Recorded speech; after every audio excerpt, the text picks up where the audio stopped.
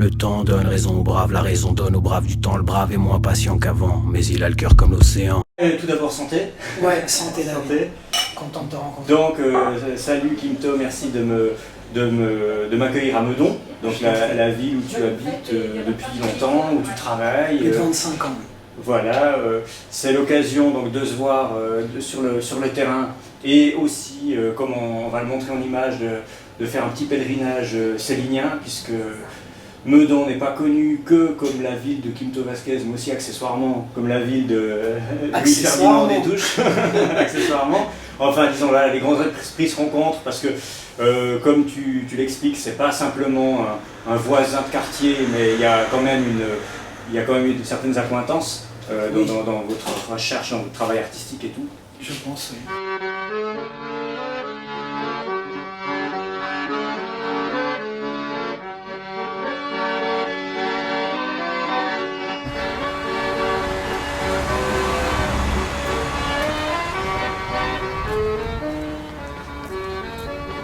On cherche le 25. Terre. 25 terres.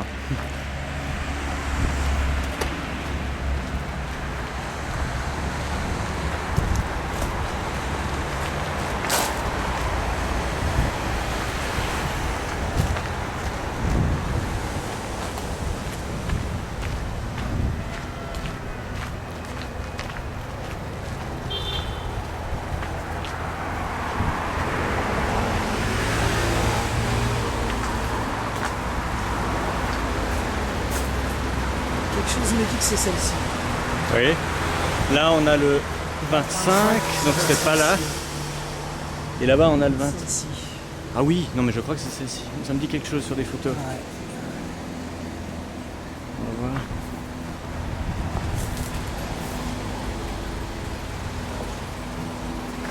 Voilà, donc là, semble-t-il, on serait donc devant la maison où Céline a passé la dernière période de sa vie, à Meudon.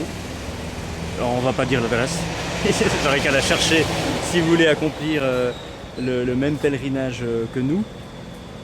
Et puis, toi qui es citoyen, habitant de Meudon depuis longtemps, je vais te demander quel rapport tu as avec Céline, avec l'œuvre de Céline, outre le fait de la proximité géographique. Je découvre Céline depuis 2 ans. C'est très récent, je découvre. J'en ai entendu dire beaucoup de mal. Puis depuis que je fais mes propres recherches, je me dis que c'est quelqu'un qui avait compris beaucoup de choses sur son temps. Et je prends du plaisir à le découvrir, à lire. Je me sens très touché par son style d'écriture, qui est très oral. C'est ce que je recherche moi dans mon rap. Voilà, j'ai pas grand chose de plus à dire. C'est quoi, dans ce que tu as lu de lui, ce serait quoi l'ouvrage qui t'a le plus marqué, Écoute, que tu conseillerais le plus? J'en ai pas assez lu, j'ai pas de conseils à donner, mais de ce que j'ai lu, c'est-à-dire Voyage au bout de la nuit et Bagatelle pour un massacre, j'ai senti cette tonalité, ce ton oral, cette oralité. Et ça, c'est quelque chose qui est recherché dans ce que j'aime du rap. Donc tu penses qu'il peut y avoir une convergence de vue sur la forme entre l'écriture célinienne et puis le travail d'écriture rap? Je sais pas, je me permettrai pas de dire ça, parce que c'est très différent entre un travail littéraire, d'écrire un livre et d'écrire une chanson, qui est un exercice beaucoup plus synthétique. Je sais pas si on peut se permettre de comparer, mais ce qui est sûr, c'est que c'est une lecture qui te parle. Au même titre que j'essaye de faire un rap qui parle, et qui n'est pas fermé dans des flots anglo-saxons, américanophiles. Juste une oralité. Une proximité dans le ton. Une légèreté, comme disait Céline, qui n'aimait pas la lourdeur, qui trouvait que l'humanité de ses contemporains pêchait par trop de pesanteur. Il y a très peu de légèreté chez l'homme, il est lourd. Et alors maintenant, il est extraordinaire de lourdeur. Depuis l'auto, l'alcool, l'ambition, la politique le rendent lourd, encore plus lourd. C'est ce fait qu'il est extrêmement lourd. Nous verrons peut-être un jour une révolte de l'esprit contre le poids. Mais c'est pas pour demain. On vient donc du cimetière de Meudon où on est allé voir sa tombe, mais on nous a dit qu'il était interdit de la filmer, à la fois de par le règlement du cimetière, mais aussi par la volonté de la veuve qui ne souhaitait pas que la tombe soit filmée. On va juste dire que c'est une tombe très, très sobre et très mal entretenue malheureusement, puisque si on ne nous l'avait pas indiqué, on l'aurait sûrement pas remarqué, et puis c'est devenu presque illisible, quoi. C'est un petit peu à l'image du traitement que la Ve République et notamment Frédéric Mitterrand c'était lui, a réservé à ce grand auteur du XXe siècle français. Hein. C'est bien triste. Ouais. Heureusement, il reste les lecteurs et les livres, c'est l'essentiel. Peut-être tu peux commencer par nous dire quelques mots de Meudon, puisque c'est un lieu auquel tu es attaché. Oui, je suis né à côté d'ici, à Clamart, la ville limitrophe.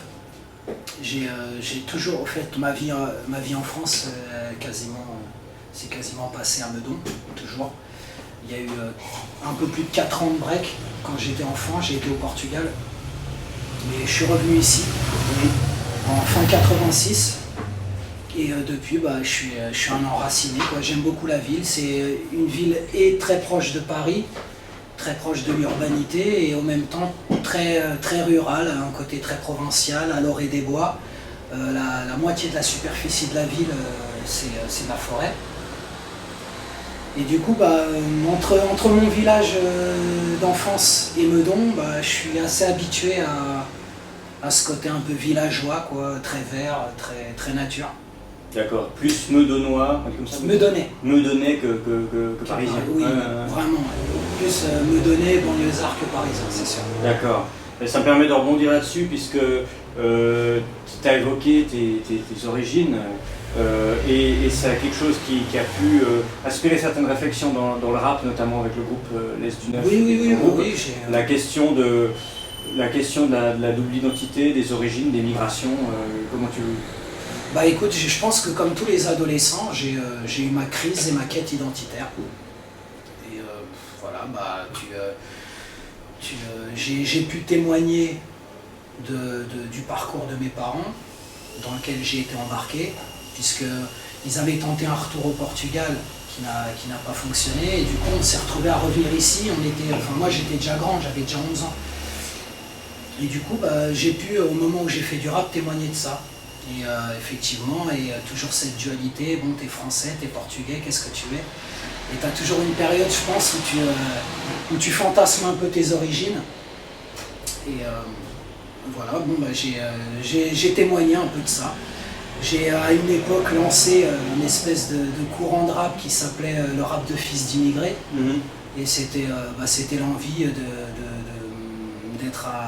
de rendre hommage et d'être un peu à la hauteur des valeurs des parents.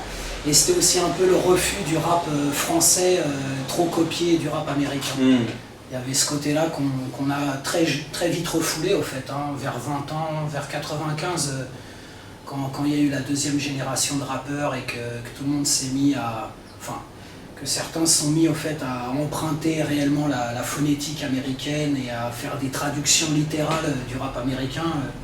Moi je savais que c'était pas mon truc, c'est pas ce que j'avais envie de donner. Et du coup on a essayé de proposer en réaction, on a quand même proposé quelque chose. Et puis après j'ai pas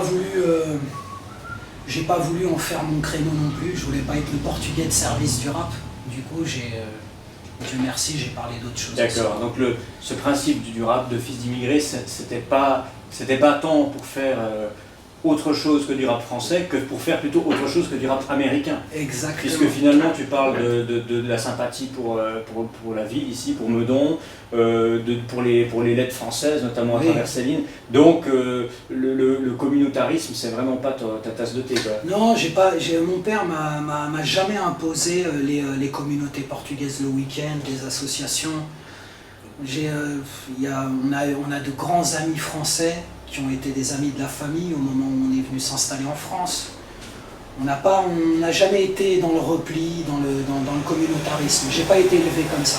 Ce goût pour une assimilation bien réussie, c'est aussi ça peut-être qui a pu te rapprocher de cercles comme Égalité et Réconciliation, qui ont beaucoup théorisé sur cet aspect-là de l'immigration. Hein. Oui, bah, disons qu'après, je pense qu'il faut être en maturité aussi pour comprendre les choses. Tant que tu es dans ta petite crise identitaire et dans ta quête à vouloir savoir ce que tu es, donc parfois à rejeter une partie, certaines composantes de ton identité que tu rejettes, que tu nies en bloc, parce qu'elles ne conviennent pas idéologiquement, politiquement, bah, voilà quoi. Une fois que tu as passé cette petite crise-là, tu vois, après, bah ouais, moi je pense en français aujourd'hui, mon logo c'est français, j'ai énormément d'amour, de respect et même de saudade, comme on dit, pour mes origines, pour ma famille portugaise. Ça ne remet rien en question, mais je peux pas uniquement me construire sur le passé, quoi. Je me construis aussi sur le futur. Et c'est vrai que depuis que j'ai des enfants qui sont nés en France, qui sont français, de mère française, j'ai encore moins de raisons de bloquer sur mes origines, en fait. C'est pas parce que j'aime la France que je n'aime pas mes parents. Non, bien sûr. C'est pas contradictoire. Ça n'est pas. Et surtout maintenant qu'on est papa. Et qu'on a tout à construire ici, qu'on souhaite une vie plus équilibrée et plus posée à nos enfants. L'immigration, quand tu l'as vécu, tu sais ce que c'est, la distance, la séparation, la réadaptation, l'adaptation, l'intégration, c'est des choses très compliquées à toutes les époques. C'est-à-dire quand t'es gamin, quand t'arrives, c'est compliqué, mais quand tu deviens papa, que tes parents sont en âge de partir à la retraite, de retourner au pays, et que tu sais qu'ils vont peut-être pas voir grandir leurs petits-enfants, c'est encore un dilemme. C'est tout ça l'immigration. Tu as employé le mot avant, saudade. Saudade. Saudade, qu'est-ce que ça veut dire? Bah, la saudade, au fait, c'est un terme qui est proprement portugais, qui mêle le spleen à la nostalgie, à la séparation, à la distance. C'est tout ça. C'est un état d'esprit. D'accord, ah ouais. C'est un état d'esprit, c'est un état. C'est un état, des fois t'es en état de saudade parce que tu penses à ta famille qui est loin, tu penses à ta terre, tu penses à tes paysages, ouais, le mal de pays, tu penses à tes paysages qui te sont familiers, ces choses-là. Parlons un peu de l'album, puisque c'est quand même pour cette raison-là que tu es connu, enfin pour ta carrière dans le rap, mais plus récemment pour cet album, L'Océan. Comment t'en es arrivé à réaliser et à sortir ce disque? Quand l'Est du Neuf s'est arrêté, j'étais vraiment très déçu et très déprimé parce que c'était une aventure de jeunesse à laquelle je tenais beaucoup. J'avais mis beaucoup d'espoir, beaucoup de rêves là-dedans. Une histoire d'amitié qui a mal fini. Tu sais, quand on aime à la reconnaissance, à l'admiration, vouloir créer un exemple qui nous est cher du fond du cœur, hein. Putain d'illusion.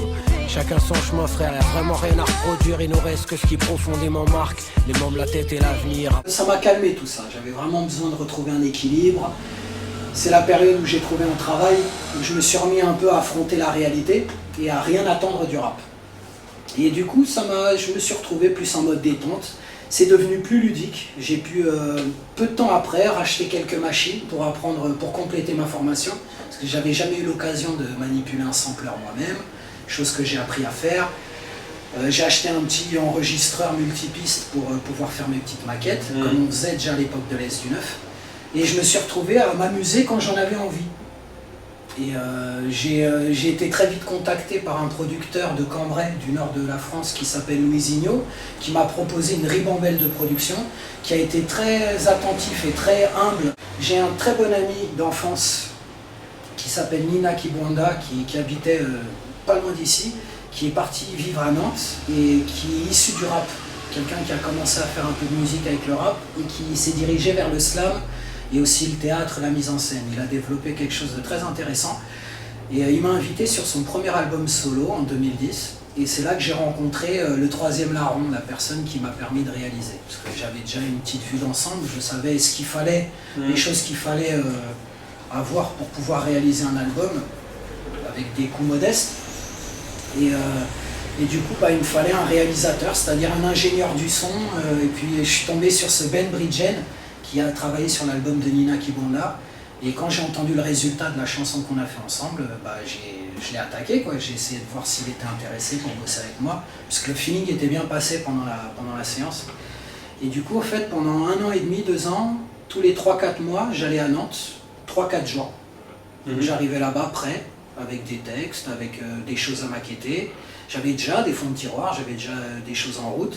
Et puis on a fait la suite ensemble, c'est-à-dire il a fait des arrangements sur des prods de Louisinho, il m'a proposé des compositions, on a travaillé ensemble, il a accepté ma supervision, mes envies, et on s'est retrouvés à faire 11 titres ensemble. Et tout ça s'est fait de manière très naturelle, très simple, très synchro, comme la pochette, l'illustration, j'avais l'océan, j'ai balancé l'océan sur internet, et c'est un ami de Mulhouse qui s'appelle Bruno Léval, un illustrateur, un très grand dessinateur qui m'a proposé ses services et qui m'a offert le visuel de l'album. Il s'est inspiré, il est allé voir dans mon profil Facebook, il a trouvé une photo de mon fils de profil. Ah c'est ça, d'accord. On montrera l'image. Il s'est inspiré de la photo de mon fils pour faire le visuel de l'océan. Tu es prêt pour la scène, il manque plus que les... Maintenant on attend les plans. Maintenant voilà, il faut m'inviter maintenant à chanter. C'est drôle parce que on se retrouve aujourd'hui, mais moi c'est vrai que je t'écoute depuis assez longtemps, quand j'avais 15-16 ans, donc ça fait presque une quinzaine d'années. J'écoutais Les du Neuf, le premier album, les compiles, notamment Première Classe, il y en avait d'autres, je sais plus, il y avait des plans avec Cut Killer, si je me souviens bien. Ouais, c'est Opération Freestyle. Opération Freestyle, oui, voilà. Ça c'était le CD. Ouais, un chouette album d'ailleurs. Ouais. Et puis bon, maintenant, finalement, alors la question que j'ai envie de te poser, c'est de l'Est du Neuf à l'Océan, outre le fait qu'il y ait une recomposition du groupe, des partenaires avec qui tu travailles, quelle différence dans l'esprit, dans le travail? La différence, c'est qu'aujourd'hui, je n'attends rien du rap. À l'époque de l'Est du Neuf, on voulait tous les trois en vivre. Ouais. On voulait vendre des disques, on voulait des résultats. Et donc, forcément, ça impose forcément, tu te compromets, tu fais des concessions. Ne serait déjà en interne, on n'a pas tous les mêmes envies. Non, Zano faisait du son, il nous proposait des centaines de sons et nous on choisissait ceux sur lesquels on avait envie de rapper. Déjà, voilà, pour ce qui est de son travail artistique. Après, JP avait des envies plus dance floor, plus soirée, plus légère. Et moi j'étais plus dans l'introspection, dans le cérébral. Je vais être honnête, j'ai failli perdre ma tête. Je me suis même demandé si j'allais battre en retraite. Du mal à assumer ce que j'ai semé, alors j'ai levé le pied. J'ai douté des autres, douté de moi, un peu isolé. J'ai baissé les bras, un peu déprimé. Pourtant j'ai pris de l'argent, j'ai pu devenir indépendant. Si mes potos manquaient de quoi que ce soit, toujours présent. Ils ont été là pour moi jusqu'à maintenant, patient. L'amitié, la loyauté, ça se rend. Mais tu dis, vous aviez pour but d'en vivre. Vous en avez vécu un moment? Le groupe, non, pas vraiment, même, je pense pas. Le groupe n'a jamais eu de résultats commerciaux conséquents. On a eu un bon succès d'estime, on était très bien reçus quand on allait en concert quelque part. On a vraiment... Oui, Les du Neuf, c'était un nom qui était connu sur la scène rap. Oui. Ce qui se traduit pas forcément par des rentrées pécuniaires. Exactement, on a vendu très peu de disques. Alors le premier album, je serais incapable, comme notre producteur de l'époque n'a pas fait preuve d'une grande transparence, je serais incapable de dire combien on a pressé, combien on a vendu du premier album, je n'en sais rien. Le deuxième, en tout cas, il était dans les bacs en Suisse, je confirme. Oui, c'était sorti chez Chronoax. Mais voilà, j'en sais pas plus. Mais le succès d'estime y était, quoi, que ce soit par rapport à la presse rap ou même le public qu'on rencontrait quand on bougeait, ça se passait très bien. Le deuxième album a très peu vendu, mais pareil, succès d'estime, sympa. Partout où on allait, c'était plutôt cool. Mais bon, après, le troisième, on s'est retrouvés... Là, justement, il n'y avait plus d'entourage producteur. Donc on s'est retrouvés, les deux rappeurs, à... Le troisième, c'est celui sur lequel tu serais le plus critique, si j'ai bien compris. Au fait, je me suis barré au milieu. Voilà, donc, Je suis parti pendant l'album, du coup, j'ai fait aucun suivi. Je me suis pas mouillé dans la réalisation comme j'ai fait pour le premier ou même le deuxième. Mais tu poses dessus, moi je l'ai pas entendu. Au fait, j'ai posé sur 6-7 titres et je suis parti. J'en pouvais plus. Et du coup, j'ai écouté, c'est mal mixé, ça serait pas passé comme ça si j'étais resté. Mais en même temps, bon, c'est un peu... J'ai pas une légitimité à le critiquer, étant donné que j'ai pas voulu aller au bout. Les trois albums, l'aria de l'album de Gabin, tout ce qu'on a pu faire pendant ces 15 ans. Même si Jean Gabin, en précise, pas le vivant, pas le mort. Quand je sors le cabouche, ferme bien la bouche, car j'ai de galouche. Faut pas me faire chier, vaut mieux dégager sans demander. Et enfin, toutes ces expériences de réalisation m'ont donné pas mal de bagages et d'idées pour l'album solo, c'est clair. Parce que, pour reparler de cette période antérieure, un des titres que j'avais bien aimé et dont je me souviens, c'était aussi sur la compilation rap en hommage à Renaud qui s'appelait Hexagone 2001. Ouais. Et je crois que Renaud, qui on le sait n'aimait pas le rap en plus, mais tu étais lié à ce projet de manière particulière dans ton contact avec Renaud. Ouais. Ça c'est pareil, ça fait partie des choses, tu sais, quand t'es... moi ça m'arrive quand je finis une chanson de me trouver bon, de me trouver très fort, mais j'ai plein de moments où je me dis ouais, à quoi bon, où tu sais pas trop finalement, où t'as des grosses périodes de doute. Et des fois t'as des rencontres comme ça qui te réconfortent un peu, qui te confortent, qui te disent ah finalement t'as peut-être quelque chose, peut-être que tu portes quelque chose d'intéressant artistiquement. Et la rencontre que j'ai eue avec Renaud quand j'avais 20 ans, à une époque où il était pas mal déprimé, où un copain à lui, qui était aussi copain Oltenzano, l'a invité chez nous, et pour lui remonter un peu le moral, il était en pleine dépression.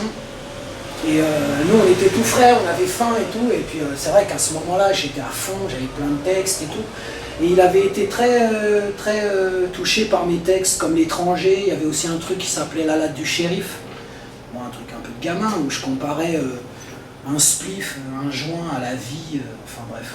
Mais lui, il avait bien aimé, il avait trouvé ça intéressant comme image, et du coup, il venait pendant une semaine, il était venu avec des DA, il était venu réécouter les textes qui l'intéressaient, et des années plus tard, Mitch l'a su, Mitch Olivier, qui a été l'instigateur de ce projet, Hexagone 2001, il l'a su, il me connaissait déjà, et du coup, il a insisté vraiment, il était très insistant pour que je participe à ce projet. Voilà, on va rappeler pour ceux qui ne connaissent pas ce disque, Hexagone 2001, ça consistait à inviter plusieurs rappeurs, un par titre, ou un groupe par titre, ou un rappeur par titre, et le but c'était de réinterpréter un texte de Renaud sur un mode hip-hop. Bon, c'est très inégal, mais il y a quelques... Moi je me rappelle de celle du Science Supacrou qui était vraiment bien sympa. J'avais bien aimé Rof, deuxième génération. Je l'avais trouvé bon. Il y avait Oxmo, Je suis une bande à moi tout seul. Je suis une bande à moi tout seul. Ouais, il y avait vraiment un bon casting. Par Gabin. Oui, puis c'était vraiment dans l'esprit. On avait fait un remix qui n'est jamais sorti. D'ailleurs, à Les Béton, il y a aussi la très bonne version comment ça s'appelle, du mec de Java. Tu vois qui c'est? Oui, Java, qui l'a réactualisé en Lâche l'affaire, qui est très bon, qui est sur son album. Wesh gosse beau, t'as sorti le fut à la cigale, c'est trop de la balle. Regarde comme il craint mon baggy, avec le tien je serai un vrai MC. Viens faire un tour dans ma Merco, je vais t'apprendre ce que c'est qu'un braco. Tu sais je suis croque de ton streetwear, moi je vais lire, lâche l'affaire. J'ai des très bons potes qui sont des fans inconditionnels de Renaud, et ils m'avaient initié. Et du coup je connaissais des titres qui n'étaient pas dans la liste de propositions d'Hexagone 2001. Ah, parce que la liste c'était pas l'œuvre complète, la liste. Voilà, il y avait une liste de suggestions que Mitch avait proposées aux artistes. Et les charognards n'étaient pas dedans. D'accord. C'est-à-dire que c'est une idée que j'ai apportée. Je lui ai dit non, moi je vais reprendre charognard. Et Mitch, il a fait ping. Il a fait ouais, mortel et tout, terrible. Et belle chanson. Belle chanson, elle était très touchante cette chanson, et je pense qu'on a fait une reprise honnête. Ouais. Je vois la France entière du fond de mes ténèbres. Les charognards sont là, la mort ne vient pas seule. Putain, j'ai la connerie humaine comme horizon funèbre, et le regard des curieux comme unique linceul. L'original, le tempo était très lent. Du coup, nous, pour faire un truc rap, on avait accéléré le tempo, on avait assemblé des couplets pour que ça fasse des couplets plus longs. Oui, évidemment. Ouais, j'avais fait un bon petit travail de structure dessus, pour que ça fasse rap. J'en suis content. Moi monsieur, je vous signale que j'ai fait l'Indochine. Tiens un ancien para, quelques arrivistes. Ces mecs là c'est de la racaille, c'est pire que les Vietmines. Faut les descendre d'abord et discuter ensuite. Un sujet qui doit toucher aussi, on n'en a jamais parlé, mais la défense de la francophonie, de la langue française. C'est quelque chose, je pense, auquel tu as attaché. Bien sûr, ah ouais, c'est clair et net. Et pourtant j'aime beaucoup le portugais aussi, mais je le maîtrise plus. Ah bon? Bah non, moi j'ai fait 4 ans, j'ai fait 3 ans de primaire et 1 année de collège au Portugal. Tu vois, j'ai développé mon logos en français. Je peux pas aujourd'hui défendre la lusophonie comme je défends la francophonie. Oui, bien sûr. Tu vois, sinon j'aurais fait la moitié de mon album en portugais. Et tu en écoutes du rap portugais? Je connais pas du tout. Un petit peu. Il y a des artistes très intéressants. Après, je pense que globalement, ils sont aussi un peu dans le complexe américain, tu vois, vouloir ressembler un peu aux Américains. Il y a aussi beaucoup de ça. beaucoup d'emprunts d'argot, nigger, tu vois, ce genre de truc, quoi. D'accord. Le mec emploie quelques petits mots américains, tu vois, pour le flow, pour la ponctuation. Ouais, je vois. Ouais. Je ne sais pas exactement quel est le projet, mais ils le font. Parlons un peu du flow. Bon, tu t'aimes pas ce terme. Non. Parce que c'est un anglicisme ou parce qu'il ne traduit pas forcément. Parce que ce qu'on Il appelle traduit flow, pas, pour ceux qui ne connaissent pas, c'est. On pourrait dire. C'est quoi? C'est la convergence entre la diction. Enfin, on a fait un mot court pour éviter d'avoir à faire une longue explication. J'ai trouvé rhétorique musicale. Rhétorique musicale. J'ai trouvé ça. C'est la façon de poser un texte. Quoi. Comment ça coule, comment c'est fluide. Voilà. Comment tu captes musicalement l'oreille des gens. Par une petite mélodie. D'accord. Puisque on ne va pas mettre ça en partition de notes. Non. C'est plus le rap est entre une combinaison de tonalités et une partition rythmique, on va dire. C'est un peu ce qui définit le flow. C'est entre rythme et chewing-gum. Il y a un truc. Moi, je trouve que le terme flow n'est pas assez fort pour expliquer toute la richesse de l'interprétation rap française, francophone. C'est pas à la hauteur, le mot n'est pas à la hauteur. D'accord. Que... Mais pour ce qui te concerne, d'après mon écoute, c'est quand même quelque chose d'assez linéaire, qui met le texte en avant et qui n'accorde pas une importance extrême à une sur-rythmisation, on pourrait dire, avec une cadence, avec des assonances à tout va, parce qu'on pratique beaucoup, surtout dans le rap actuel, moins dans la old school, on pratique des exercices de style, des challenges stylistiques qui vont assez loin, qui sont très techniques, mais qui parfois nuisent à la lisibilité du message. Toi, j'ai l'impression que tu mets le message en avant, une seule écoute de ton album, permet déjà de comprendre une large partie. Oui, et après, justement, le relief, je le cherche ailleurs. Le relief, pour moi, il devrait être faire en sorte que les rimes ne soient pas prévisibles, que la rime, que là où les syllabes qui sont censées rimer tombent toujours au même moment du rythme. Est-ce que c'est un exemple peut-être poum poum tchak, poum poum tchak. Tu vois, la rime, elle est sur le tchak. En gros, c'est ça. Et c'est-à-dire que plus la rime est riche et plus tu sais le mot qui va arriver à la fin. Tu vois, plus la rime est riche, plus ça limite les possibilités. Exactement. Tu vois, et moi je trouve ça, c'est ça que pour moi c'est ça le linéaire. Pour moi c'est ça qui est linéaire. C'est pas ce que moi j'appelais linéaire. Pour moi c'est ça qui est prévisible, tu vois, et monotone. C'est mon avis, je préfère mettre mes rimes en décalé. J'ai un point de départ, j'ai un point d'arrivée et je fais en sorte de vivre mon texte. J'ai envie qu'il respecte la tonalité de la musique et la rythmique, mais je ne m'impose pas que la rime tombe sur tout le texte au même endroit. Je commence et je sais où je finis, et ça s'enchaîne avec mon refrain. Mais je veux dire, à l'intérieur, je me permets plein de choses. D'accord, moi je disais linéaire, ce qui n'est pas du tout une critique, je l'entendais dans le sens différent, c'est-à-dire qu'on peut suivre ta phrase assez clairement d'un bout à l'autre sans qu'elle soit sans cesse entravée par des fioritures stylistiques qui peuvent être un petit peu des petits effets de spoof, mais c'est comme dans la calligraphie, on peut avoir la calligraphie médiévale des moines avec beaucoup de dessins autour, mais c'est pas les choses qu'on lira le plus facilement. Comme les musiciens, moi le free jazz ça m'emmerde. Oui, c'est difficile d'accès. Ça m'emmerde. Tu vois, le mec, il est là, il se branle. Tu vois, il est fort, c'est un virtuose de son instrument. Et moi, je suis pas un virtuose. Il y a un côté cabotinage un peu peut-être. Je le comprends pas. Je le comprends pas. Le gars, il est là, il joue super bien. Entre musiciens, ils se regardent. Oh, t'as vu ce qu'il fait? Waouh, ça déchire et tout. Mais tu comprends pas. Tu vois. Et le rap, c'est pareil. Il y a une manière d'écrire. Le mec, il va faire des digri wigri, ça va partir dans tous les sens. Mais qu'est-ce qu'il me raconte? Épidermiquement, ça me fait quoi?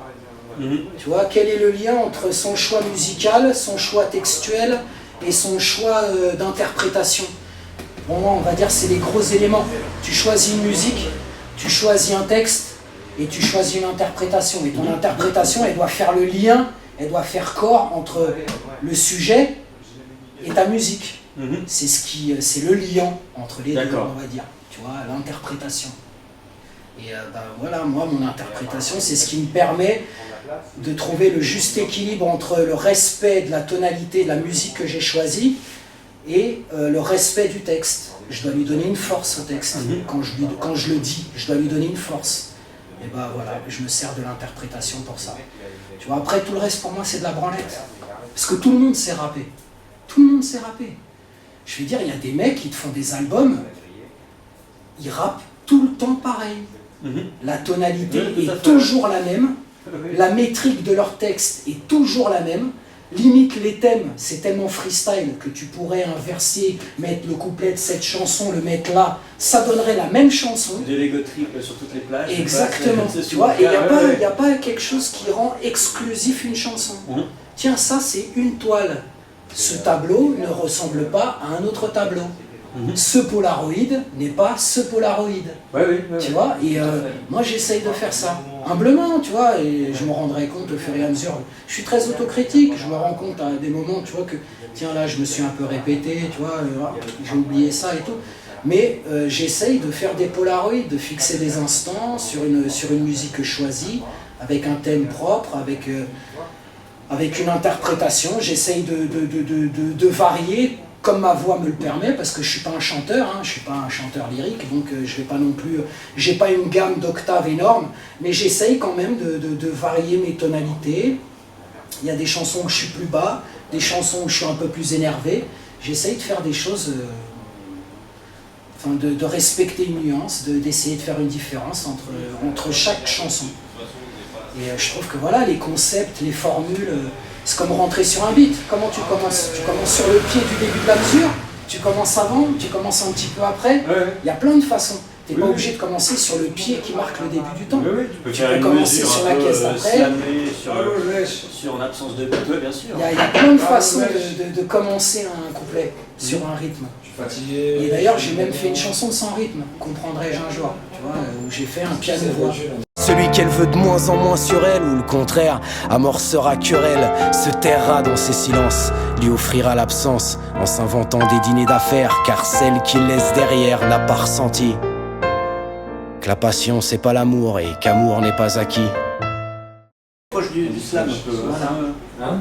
Mais exactement, ce serait pas un genre qui te serait tout à fait étranger finalement dans l'absolu. Quand il y a une sensibilité musicale, il n'y a rien qui te paraît étranger. Je veux dire, aujourd'hui, je le dis souvent, mais un de mes rappeurs préférés, c'est Brel. Je l'écoute, voilà, ce qu'il fait, c'est juste magistral. C'est pas le mec qui tombe toujours sur la caisse claire. Ça, tous ceux qui ont essayé de l'interpréter le savent, et il n'y a rien de plus difficile c'est à interpréter. C'est hyper imprévisible. Avec le bon accordéon derrière, le bon machin. Comment il fait traîner certaines syllabes, comment il en accélère d'autres, et ça c'est un jeu que tout le monde pratique. Mais tu le sens pas. Et c'est ça, et pour finir sur cette question, je trouve que la technique elle est belle quand tu la vois pas. Absolument, tu vois, la pure technique, c'est celle que tu vois pas. C'est-à-dire celle qui est vraiment au service de ce que tu es en train de faire. C'est la performance qui prend le pas sur tout le reste. Et au final, c'est contre-productif parce que la performance, tout ce que tu as voulu montrer en tant que technicien, ne met pas en valeur ta chanson. Ta chanson, ton morceau, c'est tout. Tu vois, tu as fait un morceau. Qu'est-ce que tu faut juste mettre ce qu'il faut de technique pour que la chanson soit belle, tu vois, ni plus ni moins. Après, c'est des justes équilibres, c'est très difficile. Pour revenir à des réalités matérielles, puisque tu les as évoquées, aujourd'hui, tu vas assurer sur le long terme la promotion de cet album en essayant dans l'avenir de faire des concerts, mais tu n'en vis pas, tu sais pas ton métier en fait. Non, ça n'est plus mon métier. C'est un travail, mais ce n'est pas un métier. Ça n'est plus mon métier. Disons que... Mais est-ce que c'est une simple nécessité de la vie quotidienne, ou est-ce que c'est un choix de carrière de dire je veux pas vivre de ça pour pouvoir conserver une plus grande autonomie? Non, ça c'est récent, c'est maintenant que je me le dis. Tu vois, la tournure que ça a pris, c'est maintenant que je me dis vas-y, va chercher tes sous tranquillement comme un bonhomme. Et tu fais ta musique libre. Voilà, ça n'a pas besoin de te compromettre. Exactement. Après, voilà, j'ai commercialisé un disque, j'ai un savoir-faire. Si je peux à un moment donné être rémunéré pour la qualité de mon travail, je ne vais pas faire le bisounours non plus. Bien sûr. Mais je n'attends rien. Je suis libre de mes mouvements. Tu vois, je vais chercher mon salaire tous les mois ailleurs et je fais le rap que je veux, comme je veux, je me sens obligé de rien faire. Tu vois, je te parle à toi, je fais une interview avec toi, mais demain, Il y aura peut-être un mec qui voudra une interview et je pourrais lui dire non, j'ai pas envie de la faire. Comme faire des featuring, je suis pas obligé. Tu vois, ni pour mon image, ni pour passer pour un mec sympa, ni pour envoyer les gens à mon disque. Je me sens pas obligé d'être ça partout. fonctionne comme ça, c'est comme les échanges de liens sur internet, c'est une espèce de courtoisie qu'on se renvoie. Je me souviens t'avoir entendu ou lu quelque part, tu disais que tu étais vraiment, sur ce modèle d'album solo, tu n'étais pas un fanat des featuring ni des morceaux fleuves collectifs, comme il y a eu une tendance dans le rap assez inégale. Moi je trouvais des choses assez réussies, mais toi t'es pas partisan de ces projets collectifs. Non, je trouve que ça manque de finesse. C'est l'anti-Monsieur R, qui fait jamais une chanson tout seul. Souvent ça manque de finesse, c'est inégal. Tu vois, plus t'as de rappeurs et moins t'as de chances d'avoir un niveau de qualité égal de couplet à couplet. Déjà. Surtout que dans la sociologie du rap français, un groupe c'est une ou deux personnes douées et c'est ensuite des rapports d'amitié qui font qu'on amène des potes qui sont pas sûrs aussi. Des exemples qu'on ne nommera pas. Mais et ça, on se voile souvent la face, quoi. On est dans notre aventure, on voit tout à l'affectif, à l'amitié et on n'est même pas capable de regarder la qualité. Qu'est-ce que tu veux faire vraiment? Et aujourd'hui, c'est vrai que les morceaux fleuves où il y a 10 000 rappeurs, ça m'intéresse pas. Je vois pas l'intérêt. J'ai envie de faire des chansons. Ce qui m'intéresse, c'est de faire des formats courts, des jolies chansons, donner envie aux gens de la réécouter. Quelque chose où il y a un vrai esprit de synthèse, un vrai choix une cohérence entre ton choix de musique et ton choix de texte. Pourquoi j'ai dit ça sur cette musique-là, sur cette atmosphère? Trouver le refrain s'il y en a un, parce que j'aime bien ne pas faire de refrain aussi. J'aime bien aussi me dire, bon tiens, tu vas faire une autoroute de 3 minutes et tu mets pas de refrain. Ça peut être bien. Voilà, pour des raisons de qualité en fait. C'est vraiment pour des raisons de qualité. Tu vois, où j'ai pas envie même par exemple me sentir obligé pour avoir une image de proximité, d'aller faire des featuring à chaque fois qu'on me le propose. Non, j'ai envie d'aimer ce que je suis en train de faire. Si c'est juste pour honorer une invitation, pour avoir une belle image auprès du gars qui aimerait bien m'avoir avec lui, c'est un peu hypocrite, tu vois, j'ai pas envie de fonctionner comme ça devient vite une prison. Cette indépendance économique notamment te permet de dire non par exemple à un journaliste qui voudrait t'interviewer, mais il y a aussi pas mal de journalistes aujourd'hui qui a priori disent non à l'idée de te rencontrer parce que ils ont gagné. Le grand changement peut-être entre les I9 et maintenant, c'est que tu es en train de coltiner une image un peu sulfureuse à travers laquelle on ne voit pas très bien. Enfin oui, qui prend la peine d'écouter ton disque, tout est très clair, il n'y a pas d'ambiguïté, mais certains font régner une petite odeur. Oui, pour que les gens ne s'intéressent pas au disque, voilà. Tout simplement. C'est-à-dire que si jamais ils décident d'être honnêtes, même dans leurs critiques, c'est-à-dire que même, je prends le cas des Un-Rock. Les Un-Rock, ils m'ont effacé. Et ils ont eu raison de le faire. Ils t'ont effacé, c'est-à-dire ils ont fait une preview de la rentrée du rap 2012. D'accord, ouais. J'étais dessus. J'ai disparu de la chronique.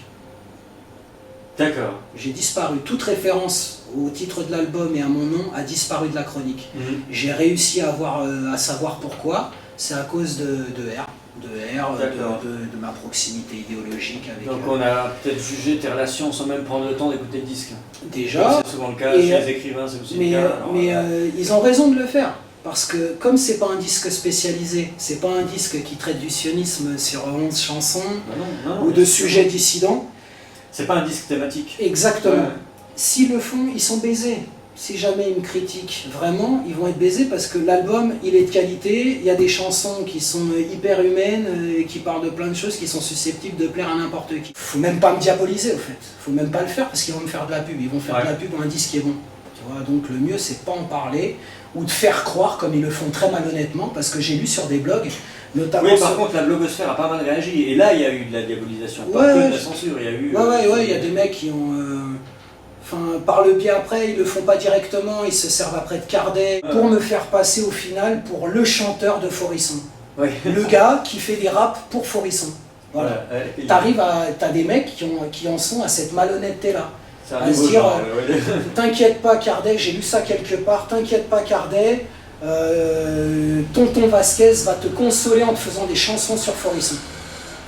Ah oui, il en faut peu. Hein. Il y a 2 lignes. Il y a 2 lignes sur le révisionnisme dans l'album. Tu me parleras de démocratie, de liberté d'expression, quand je verrai à la télé le professeur Faurisson.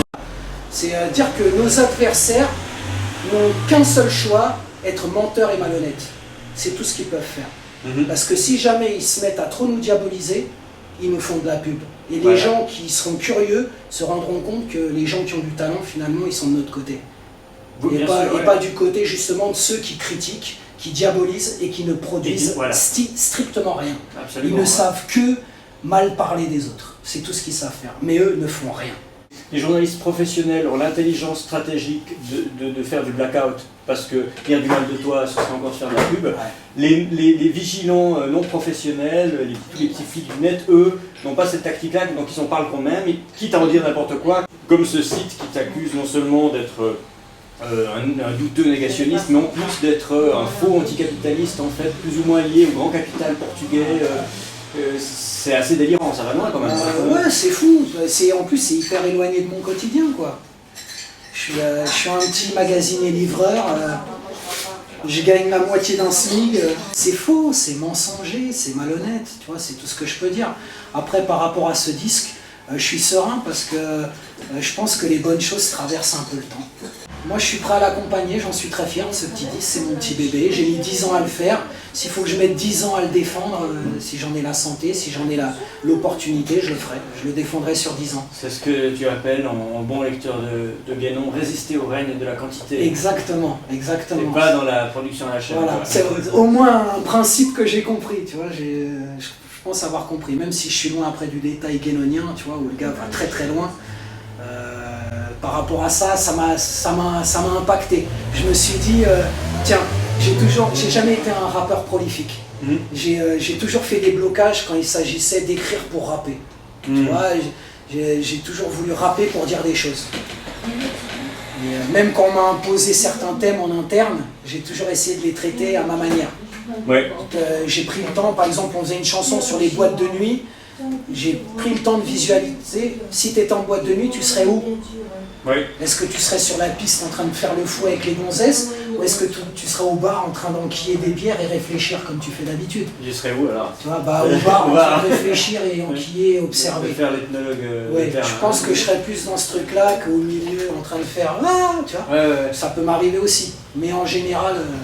Ah mais c'est un thème intéressant, il y a des observations à faire. Exactement. Mais donc tu te méfies un peu, c'est vrai que dans le rap, comme dans toute forme d'expression artistique, mais spécialement dans le rap, il y a un peu cette culture, de ce qu'appelle cette culture des topoi, donc des lieux communs où quelque part tu veux faire, je dis pas une carrière, mais simplement que tu dois passer par des thèmes obligés. Et même si tu ne considères pas les thèmes obligés, c'est la critique des violences policières, l'apologie des drogues douces. Niquer le Front National. Voilà, un petit peu comme l'obligation chez les femmes classiques de faire des natures mortes ou des vierges à l'enfant. Ça donne des choses intéressantes, mais disons, est-ce qu'on pourrait pas faire du rap sans passer par ça, quoi? Après, par exemple, pour la question du Front National, en 2002, je savais que faire un rap sur le Front National, c'était un peu n'importe quoi. À partir de 2002, Chirac est élu à 82%. Ouais. Qu'est-ce qu'après tu me fais des chansons anti-FN? Ouais, mais beaucoup l'ont fait pendant l'entre-deux tours. Tu parlais des morceaux fleuves que tu n'aimes pas. Il y a par exemple, c'était qui Princesse Agnès, qui avait lancé le truc hip-hop citoyen avec Sniper et d'autres, un morceau fleuve qui était en fait à non couvert, voire pas couvert du tout, un appel à voter Chirac, ce qui pour des rappeurs est quand même un petit peu incroyable. Côté super menteur, c'est la politique du moins pire. Côté super menteur, c'est la politique du moins pire. Côté super menteur, c'est la politique du moins pire. J'en croyais pas mes oreilles quand c'est sorti. C'est fou. Et puis même moi aujourd'hui, tu vois, en lisant un petit peu, en m'intéressant un peu aux coulisses de la politique, maintenant que je comprends un petit peu mieux les rouages, et que je me dis que le Front National finalement est un épouvantail qui permet aux autres de garder le pouvoir. Peu importe l'alternance, finalement, c'est les banques qui dirigent. Tu vois, une fois que tu as compris ça, et que tu te retrouves à se dire, mais c'est vrai, j'ai voté pour Chirac. Qu'est-ce qu'il a dit Chirac? Il a été très méprisant avec les immigrés. Il a été, quand il a fallu l'être, il a été aussi. Qui a gouverné ce pays? Qui gouverne ce pays depuis 40 ans? La gauche, la droite, l'UMP, le RPR, le PS. On ne peut pas reprocher des décisions politiques au Front National. Des partis d'opposition, non, puisqu'ils ne sont pas en mesure d'en prendre. Tout simplement. Après, moi, que ce soit bien clair, j'ai pas la culture pour réhabiliter ou faire l'avocat du Front National. C'est pas. Il ne s'agit pas de le défendre, il s'agit de le mettre à sa juste place. Voilà, ouais. Essayer d'être juste dans la vision que tu as des choses. Mais donc, tu n'aurais pas participé par exemple à un projet comme il y a plus de 10 ans maintenant, comme ça, Chandir, non? Non, non, mais écoute, on m'a pas appelé, c'est pas plus mal. Ouais, c'est pas plus mal. Tous ces trucs-là un peu stigmatisants qui mettent les gens. J'ai écrit un texte en 2002 qui s'appelle Fils d'immigrés, qui est dans le 2e album de l'Est du Neuf. J'invite les gens à se renseigner, j'essaierai de le mettre moi-même sur internet, parce que c'est une chanson justement qui a été écrite en réaction à cette période trouble de 2002, et c'est un texte très anticommunautariste. Donc je fais l'autocritique de la vision du fils d'immigré, qui à un moment donné est un peu trop juge, tu vois. Et du coup, on se retrouve on reproche aux Français de souche de stigmatiser les immigrés, mais au final, on finit par faire exactement la même chose, et d'être dans la même ignorance. Celle qu'on reproche aux autres, on applique la même. À l'égard des Français, tu veux dire. Oui, carrément. Et à l'égard des Français de souche. Et le morceau s'appelle Fils d'immigré. Et je pense que le fait qu'aujourd'hui je me retrouve avec ER, c'est très logique en fait. Par rapport à mon cheminement intellectuel, à mon cheminement idéologique et ma vision de citoyen. Ça paraît au premier abord étonnant, et en fait quand on regarde un petit peu, on voit que des rappeurs, il y en a de plus en plus qui sont proches de cette ligne-là, qui ne sont pas forcément encartés nulle part, mais qui sont sur une ligne populaire, souverainiste, sociale, patriotique, antisioniste, anti-impérialiste, beaucoup plus qu'il y a 10 ans. Ça aurait été impensable aussi, parce que les vecteurs de communication de ce rap ne sont plus forcément les mêmes. Internet a beaucoup fait pour démocratiser, c'est tant mieux. C'est parce que les réflexions dans les quartiers sont pas les mêmes. On a vu un petit peu quels étaient les épouvantails, les miroirs aux alouettes. Ouais, ça fait longtemps, tu sais, moi j'ai une vision assez positive de cette Oui, mais même à une époque, mais bien sûr, même à une époque où j'étais pas en mesure de le comprendre, j'entendais déjà des gens banlieusards, des gens d'origine immigrée, et même d'une génération jeune, c'est-à-dire des jeunes, de se dire « Mais arrêtez votre connerie, là, Front National, Le Pen et tout, on se fait baiser par les autres, qu'est-ce que vous nous faites chier avec ça? Ils n'ont jamais gouverné, eux. On se fait niquer par ceux qui gouvernent. Qu'est-ce que vous nous faites chier avec le Front National? Ramenez-le, le Front National, ça va faire quoi? C'est ce que disait... Ils vont faire des trains, ils vont nous virer, ça va se passer comment, tu vois? Et les gars déconnaient là-dessus. Bon, moi j'étais un peu prudent, je les écoutais, que tu penses, Et les gars étaient déjà dans une lucidité, quoi, tu vois, instinctive, de bon sens. Et après, tu as des déclencheurs. Les grands déclencheurs, force est de constater que c'est Dieudonné. Voilà, Dieudonné, il a déclenché beaucoup de choses qu'on n'a pas forcément compris sur le coup, mais en déconstruisant, tu arrives à les comprendre. Parce que Dieudonné, à la base, c'est vrai, était de toute façon, avait pas mal de connexions avec le milieu rap depuis longtemps. Moi, je me rappelle de ses participations aux albums de la Brigade, par exemple, différentes interventions.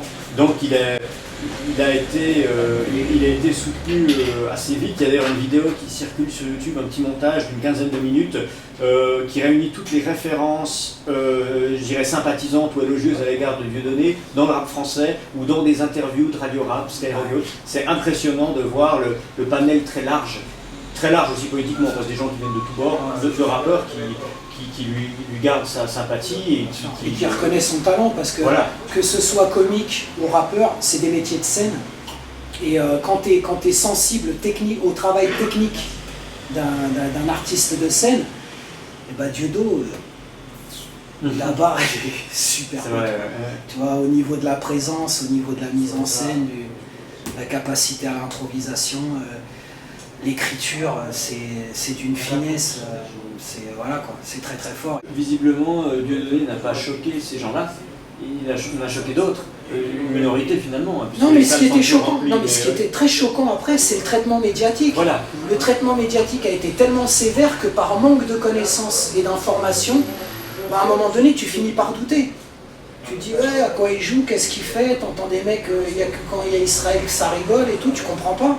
Et t'as peur, tu sais, t'as pas envie d'être un extrémiste, t'as pas envie d'être un mec qu'on vienne te dire que t'es un mec violent et tout. Donc forcément, t'es prudent.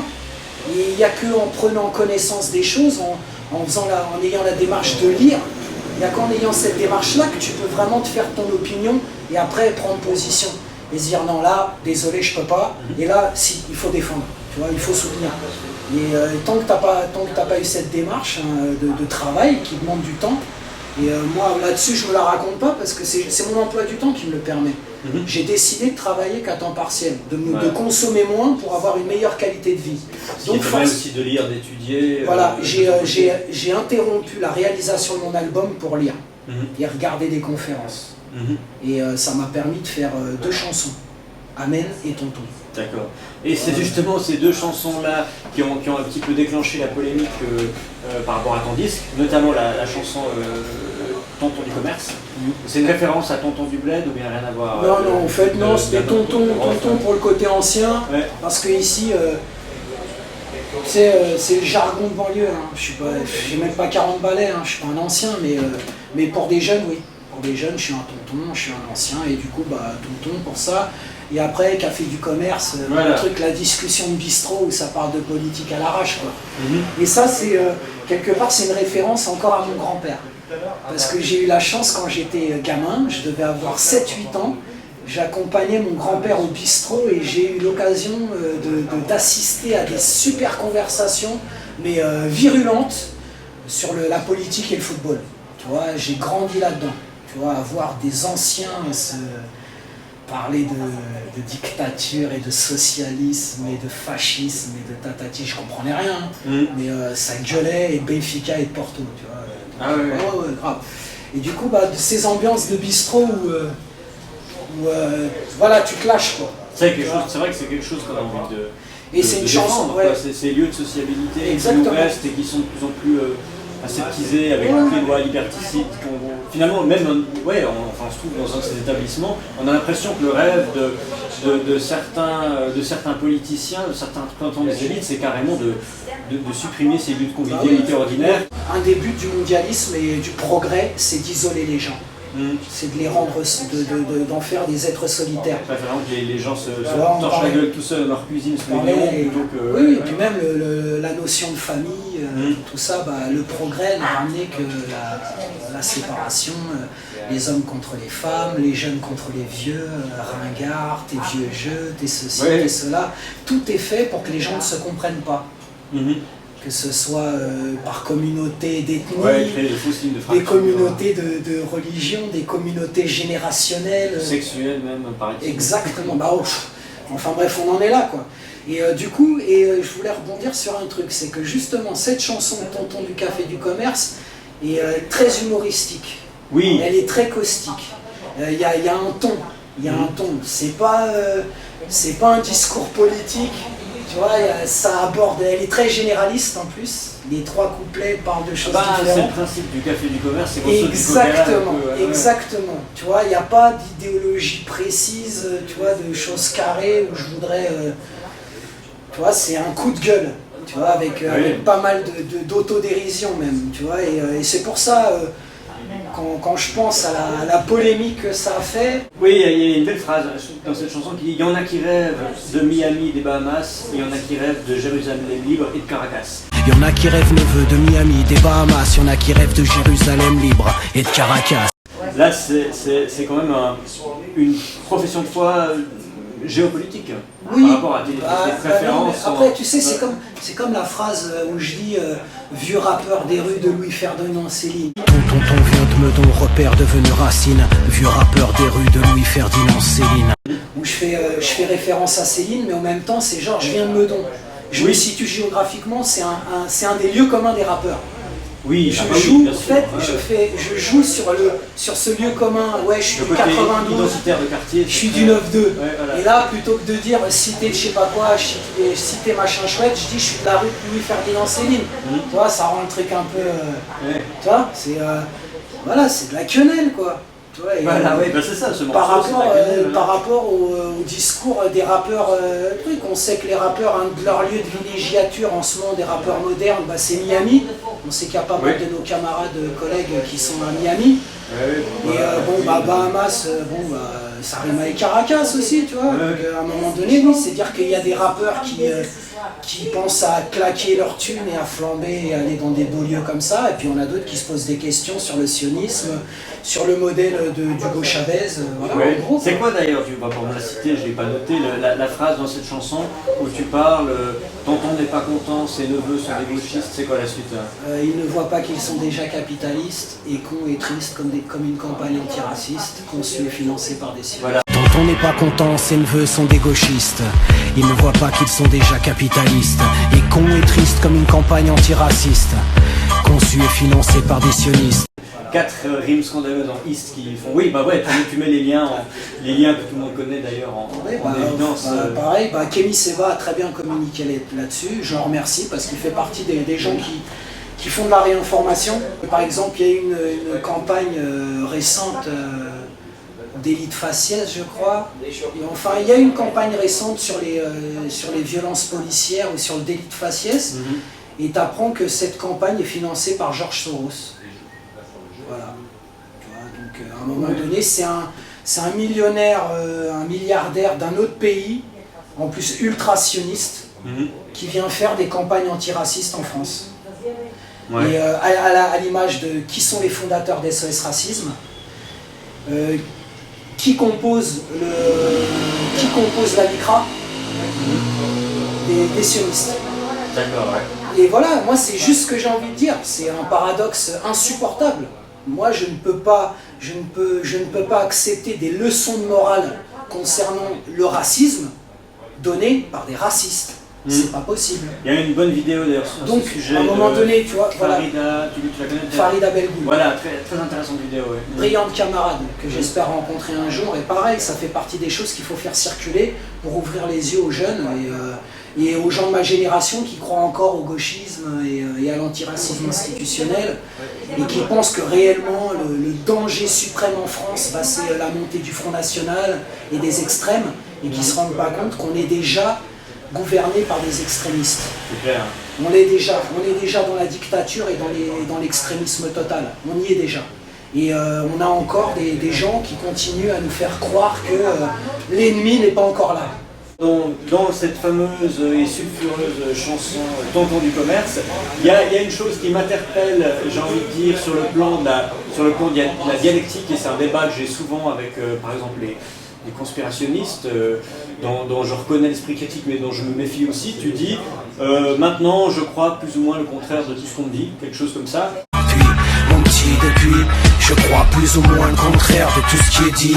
Ce qui peut sembler très manichéen. J'ai l'impression que la négation est le pendant exact de l'affirmation, c'est dogmatique dans les deux cas. Si la météo est aux mains d'une propagande qui dit qu'il fait beau, tu n'y crois pas et tu dis que forcément il fait mauvais, est-ce que c'est plus intelligent? Qu'est-ce que tu as voulu dire par là? Ce que j'ai voulu dire, c'est tout simplement, à un moment donné, tu es là, t'as l'autre qui parle, il est pas crédible, quoi. Du coup, il dit un truc, oula, il y a moyen que ce soit le contraire de ce qu'il raconte, tu vois. C'est comme la vanne de Dieudo sur BHL. BHL dit un truc, il y a moyen de penser quasiment le contraire. Oui, c'est vrai qu'après, statistiquement, il y a des chances que des gens nous montent systématiquement parce qu'on est habilité à le croire, parce qu'ils l'ont toujours fait. Après, c'est ça. Après, bien sûr. Mais est-ce que c'est pas tomber dans un piège? Parce que non, moi dans cette information, parce qu'on refuse de croire l'information officielle, est-ce que c'est pas aussi un peu crédule? Il faut garder la nuance. Oui. Il faut garder la nuance. Il ne faut pas que tout ce qu'on peut penser, toutes nos révoltes, toutes nos indignations nous coupent de la capacité à être nuancés. Mais pas remplacer la culture par la contre-culture, sans mauvais jeu de mots, mais oui, il faut la remplacer, mais pas une culture, une contre-culture comme dogme, disons, voilà. On est d'accord. Non, ça n'a pas de sens, mais le truc après, c'est juste que cette chanson, elle est très ironique. Oui. J'ai grandi avec l'école républicaine, avec Hollywood, avec la chaîne publique, avec un système médiatique qui est quand même tenu par les sionistes, il faut le dire. Donc voilà, aujourd'hui, je me réveille à plus de 35 ans, et je me dis, bon, on m'a raconté pas mal de conneries, il y a peut-être moyen de penser le contraire. Voilà. Il y a de l'ironie. Après, dans tout ça, ça me laisse le champ. J'espère avoir le temps de continuer mes recherches, de continuer mes études, et de pouvoir justement garder mon esprit de nuance et mon équilibre. Mon but, c'est pas de devenir quelqu'un de violent et d'extrémiste et de vouloir trouver des responsables désignés. Tu vois, je sais que tout est très compliqué. Voilà, tu vois, entre le juif du CRIF et le juif, tu vois, qui va à l'école avec mon petit, ou tu vois, ou que moi je côtoie. Il n'y a pas d'amalgame à faire, évidemment. On est d'accord. On est suffisamment, j'ai envie de dire qu'on est suffisamment victime d'amalgame pour ne pas en faire nous-mêmes. Ce serait vraiment d'avoir rien compris de ce qui nous arrive. Mais le ton de cette chanson est provocateur, est ironique et caustique. Tu parles ensuite des francs-maçons, de Georges Frêche, du 11 septembre. Il y a un côté... Il y a un côté général. Voilà. Depuis les années 90, depuis qu'Hollywood a lâché les Russes pour s'attaquer aux Arabes, je suis désolé, hein, tous les Arabes en prennent plein la gueule. Donc moi, dans une chanson, dire les curés, pareil. Oui, tu vois, t'as envie de critiquer l'église. Il suffit de dire Charlie Hebdo. T'as envie de critiquer l'église catholique ou les cathos, tu parles de la pédophilie. Voilà, oui. Il y en a partout de la pédophilie. Il n'y en a absolument pas que dans le catholicisme. Pourtant, c'est l'argument des détracteurs du catholicisme. C'est vrai que là, on a les deux églises sur lesquelles il est possible de taper. Je dis pas sans danger, parce qu'il peut y avoir certaines menaces, surtout du côté de l'islam, mais sans danger qui viennent d'en haut du moins, sans danger des tribunaux.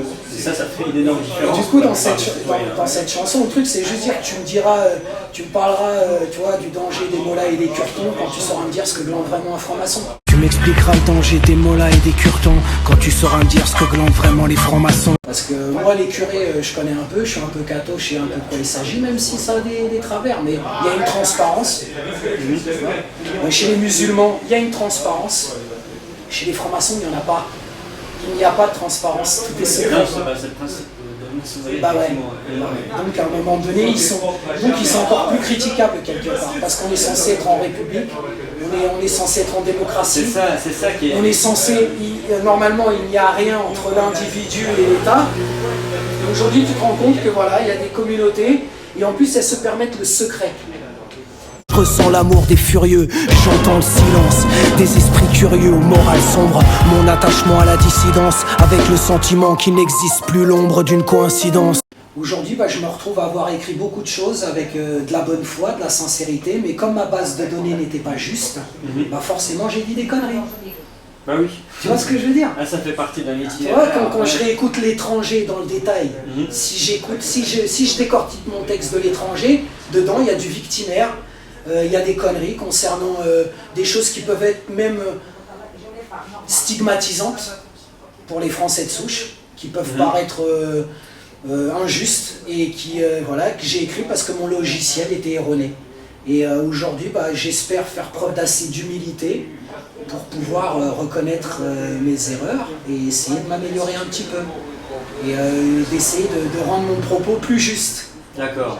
T'en parles dans la chanson Amen d'ailleurs. Exactement. Du droit de se tromper, de la possibilité de se rectifier, de se perfectionner. Exactement. Suis-je assez humble de cœur pour y voir mes erreurs? Suis-je assez digne pour refuser le rôle de victime? D'ailleurs, c'est une de mes chansons préférées de l'album, surtout au niveau musical. Il y a un très beau refrain là, avec une... C'est pas un featuring, mais il y a comme une voix féminine qui... C'est Ludmilla. D'accord. Suis-je assez curieuse pour prendre le temps? Suis-je assez instruite pour comprendre mon temps? Pourquoi suis-je si certaine que jamais je ne goûterai la liberté sans accès à la vérité? C'est un autre passage que j'aimerais te demander de commenter dans Amen, donc la chanson Amen. Pendant que les antifas boycottent des meetings, le grand patronat joue aux parties fines, aux parties de dumping. Pendant que les antifas boycottent des meetings, le grand patronat joue aux parties fines, aux parties de dumping. Là, je fais référence au travail de nos adversaires antifascistes, qui finalement, comme c'est connu aujourd'hui, on commence à tous comprendre que finalement, c'est les alliés du système. Ils empêchent les gens de s'exprimer. Alors antifascistes avec des guillemets, surtout des guillemets anti, je dirais. Oui, après, mais c'est pareil, c'est comme ça qu'on les désigne. Ils se désignent comme ça aussi. Ils se désignent aussi comme ça, donc allons-y gaiement. Et ces gens-là empêchent les gens de se réunir, de discuter, de s'exprimer. Et parallèlement à ça, ils ne produisent rien. C'est-à-dire que plutôt que de proposer de l'argument et de débattre et d'essayer de nous expliquer qui a tort, qui a raison, non, ils se comportent eux comme des fascistes. Ils font des guet-apens, ils tentent des guet-apens à des gens. Voilà, leur activité, c'est la violence, c'est la malhonnêteté intellectuelle. Et souvent le refus du débat démocratique, l'intolérance. Exactement. Donc pendant que ces gens-là font des leçons de morale et empêchent les gens de s'exprimer, le système continue à créer les injustices sociales. Moi aujourd'hui, ça ne me pose aucun problème d'être contre l'immigration. Ça ne me pose aucun problème. J'ai compris le principe.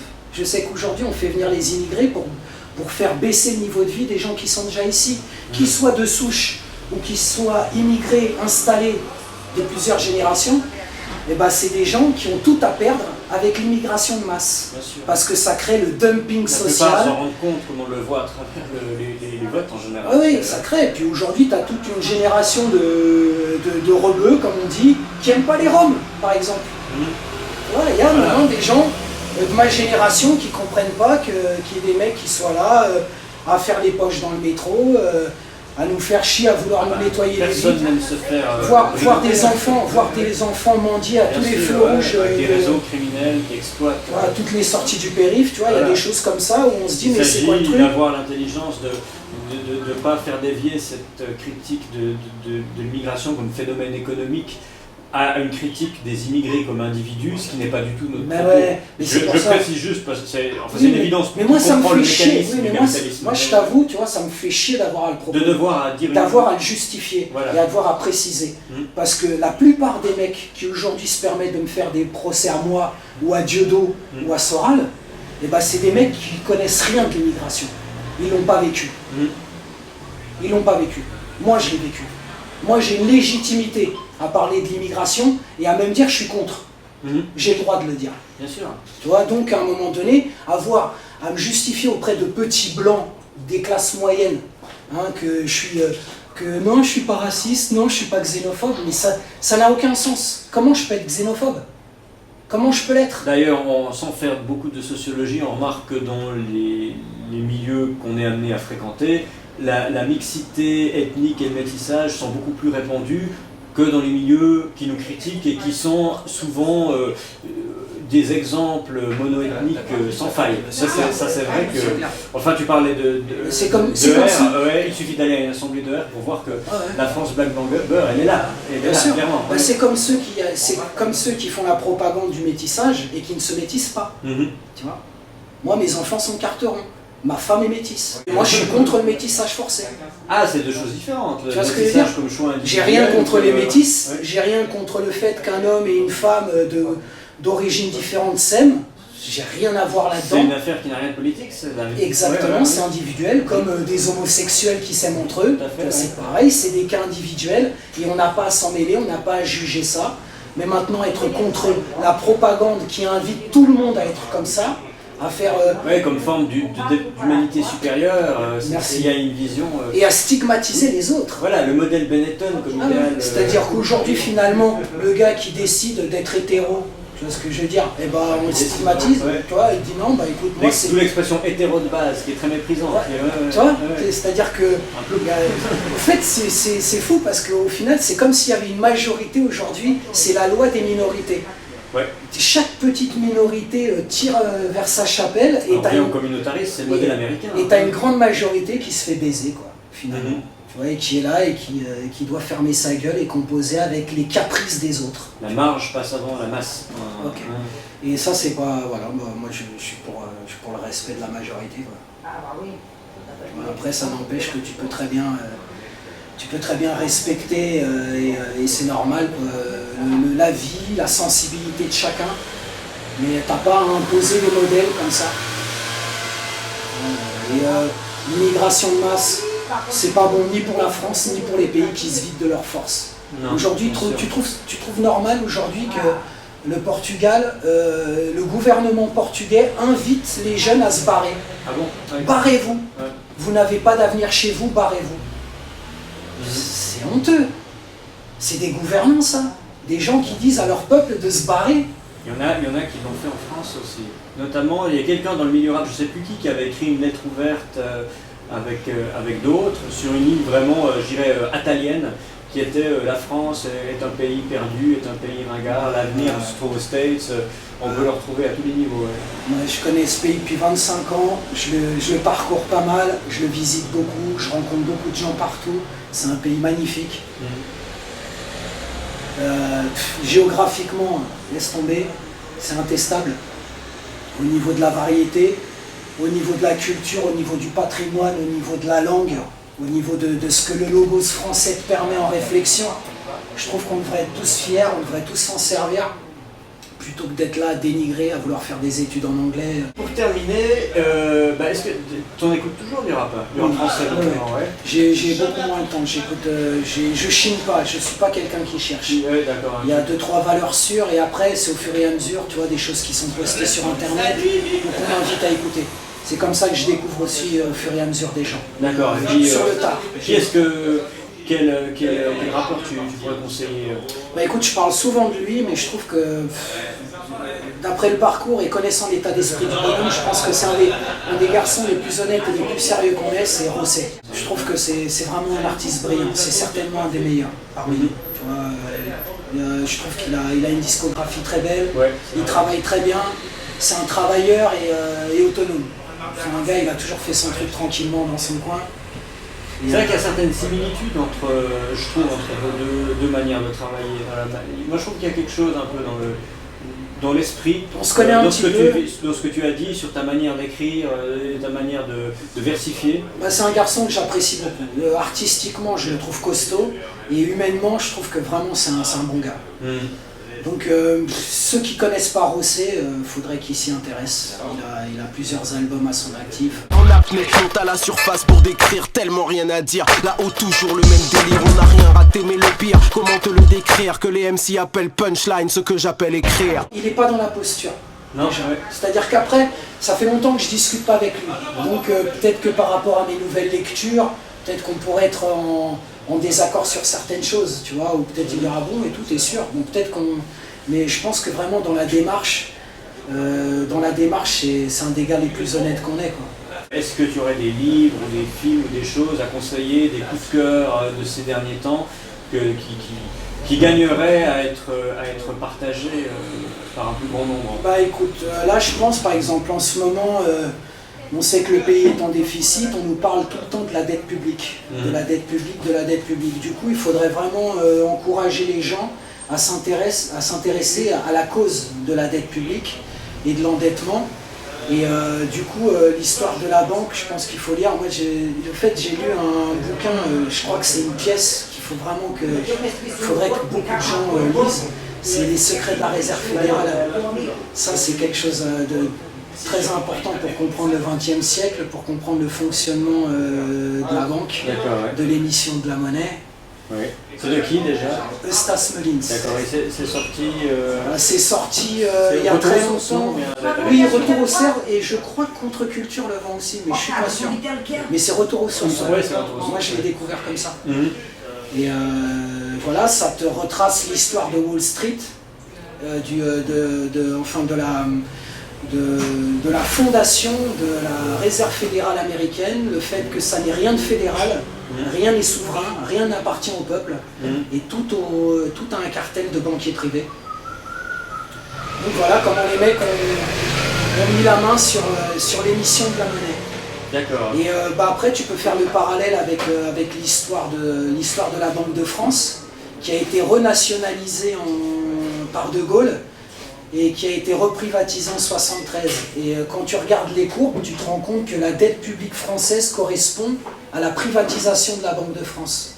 Donc voilà, il y a vraiment de quoi comprendre que tant que la Banque de France, tant que l'émission de la monnaie était souveraine et qu'on ne payait pas d'intérêt sur cette émission monétaire, et ben, il n'y avait pas de déficit. Et aujourd'hui, on est dans une course, dans une spirale folle, quoi, où à chaque billet émis, bah, tu as des banquiers privés qui mangent dessus. Bon, aujourd'hui, la loi de 73 est obsolète parce qu'elle a été remplacée par Maastricht et après prolongée par le traité de Lisbonne, mais ça donne aux gens des éléments pour comprendre pourquoi nos enfants sont déjà endettés, alors qu'ils ne sont responsables de rien. Et qu'on est tout le temps en train de nous dire qu'on a vécu au-dessus de nos moyens, on est tout le temps en train de nous culpabiliser. Mais ce qui est marrant, c'est qu'on paye de plus en plus d'impôts et que tous les services publics fonctionnent de moins en moins bien. On nous cache le fait que tous nos impôts servent quasiment strictement à alimenter le poste des intérêts de la dette, qui est inextinguible et qu'on n'arrivera jamais à payer. Donc on est en train de ruiner tout ce qui fait le beau fonctionnement de la France pour payer les intérêts d'une dette qui est illégitime. C'est parce que c'est des choix politiques. On nous a menti à l'époque, moi j'étais pas né, mais on nous a dit que c'était pour des histoires d'inflation, pour contrôler les politiciens, valait mieux confier ça au privé, et pour quel résultat? Et aujourd'hui, personne n'en parle, personne ne fait de pédagogie là-dessus, parce que c'est ça le problème. C'est la banque, c'est la finance internationale. Et voilà, on continue à nous parler du Front National, de tous les autres trucs. C'est une commande d'Ezra Pound, c'est le poète Ezra Pound qui a demandé, je crois qu'il était à ce moment-là déjà en asile psychiatrique, et il a demandé à Eustace Mullins d'enquêter sur la réserve fédérale américaine. D'accord. Et ce bouquin a été interdit en Europe après la libération. C'est-à-dire que dans un continent dit libre, ils ont interdit ce livre. En 62, je crois, en Allemagne. C'est un livre interdit. Donc je pense que c'est une excellente raison de le lire. C'est vrai. Donc en démocratie, quand on t'interdit quelque chose, il faut se méfier. Ouais, ça vaut la peine d'aller s'informer. Surtout quand on t'interdit pas d'aller taper des gens, on t'interdit de lire. Lire. Comme ta découverte de Céline consécutive au refus de Frédéric Mitterrand d'honorer sa mémoire. Exactement. C'est vrai que ça peut tout ça peut rendre service à notre curiosité. J'écoutais beaucoup RMC à ce moment-là et il y avait polémique. On nous explique que non, Céline n'a pas le droit aux honneurs nationaux. Aux honneurs nationaux pour son œuvre. Donc ça donne envie d'aller voir. Mes sœurs, mes frères, je suis témoin, nous sommes tous des Palestiniens. On te souhaite bonne chance pour la suite de cette promotion à long terme de cet album L'Océan. Donc on peut trouver dans les bacs normalement. Sinon il y a sûrement moyen d'avoir sur internet. En physique, en magasin, ça risque d'être compliqué. Il faut regarder les disponibilités en Fnac à droite à gauche. Sinon c'est Amazon, Fnac.com. D'accord, il est sur Amazon. Il est sur Amazon, il est sur Fnac.com et il est sur Just Like It Up, qui est un site de vente par correspondance. Je vois. Bah, je te remercie de m'avoir reçu ici à Meudon. On remercie aussi l'aimable dame qui nous a permis de réaliser cet entretien ici. Donc on peut en faire un peu plus. C'est comment s'appelle l'établissement? On est chez Lourdes, à la gare Valfleury, à Meudon-Valfleury. C'est un bar à tapas. Un bar à tapas. Bah voilà. Merci à Lourdes. Allez, merci. Merci.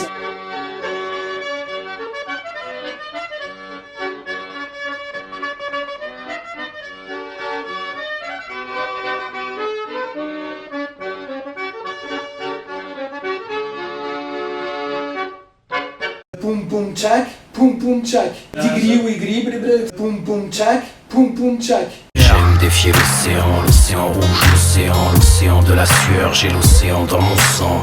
Brave l'océan, désorienté par le vent trop violent pour mes tympans, traversant l'océan.